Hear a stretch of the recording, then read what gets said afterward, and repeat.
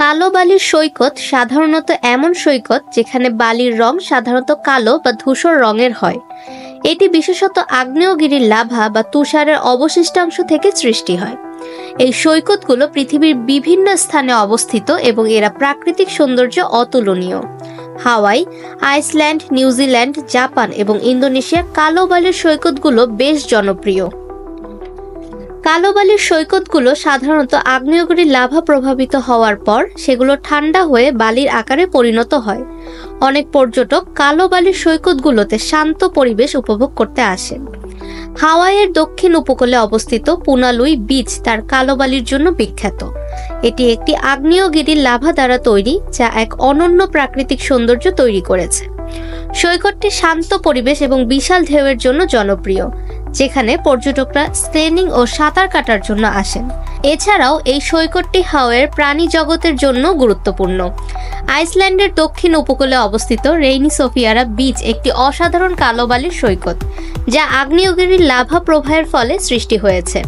এই সৈকতের চারপাশে বিশাল আগ্নেয়গিরির পাথর এবং নানা আকৃতির শিলা দেখতে পাওয়া যায়, যা এটিকে আরও আকর্ষণীয় করে তোলে। সৈকতের শান্ত পরিবেশ এবং সাগরের বিশাল ঢেউ পর্যটকদের মধ্যে বেশ জনপ্রিয়। এছাড়াও এই সৈকতটি পেঙ্গুইন এবং অন্যান্য প্রজাতির পাখির অভয়ারণ্য হিসেবেও পরিচিত।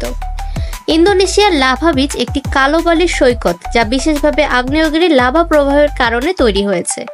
এই সৈকতটি বালি দ্বীপের উত্তরে অবস্থিত এবং এখানে আগ্নেয়গিরির ধ্বংসাবশেষ থেকে তৈরি কালো বালি সৈকতের অসাধারণ দৃশ্য দেখা যায়। সৈকতের শান্ত পরিবেশ এবং প্রাকৃতিক সৌন্দর্য এখানে আসা পর্যটকদের কাছে এক অনন্য অভিজ্ঞতা। এর আশেপাশে অবস্থিত সবুজ প্রাকৃতিক দৃশ্য এবং সমুদ্রের বিস্তীর্ণ দৃশ্য সৈকতটিকে আরও আকর্ষণীয় করে তোলে। সান্তিয়াগো বিচ চিলির একটি কালো বালির সৈকত, যা দেশের কেন্দ্রীয় উপকূলে অবস্থিত। এটি বিশেষভাবে আকর্ষণীয় কারণ এখানে আগ্নেয়গিরির লাভা থেকে তৈরি কালো বালি দেখা যায়, যা এই সৈকতটিকে অন্যদের থেকে আলাদা করে তোলে। সান্তিয়াগো বিচের শান্ত পরিবেশ এবং সুন্দর প্রাকৃতিক দৃশ্য পর্যটকদের কাছে একটি শান্তিপূর্ণ গন্তব্য হিসেবে পরিচিত। সৈকতের কাছে রয়েছে কিছু জনপ্রিয় স্থান, যেমন রেস্টুরেন্ট এবং কফি শপ, যেখানে পর্যটকরা সমুদ্রের দৃশ্য উপভোগ করতে করতে আরাম করতে পারেন। এছাড়া এই সৈকতটি সমুদ্রে স্কেলিং এবং সার্ফিং এর জন্য বেশ জনপ্রিয়। ফাহমিদা বিনতে আনোয়ার, নিরপেক্ষ নিউজ ডেস্ক, ঢাকা।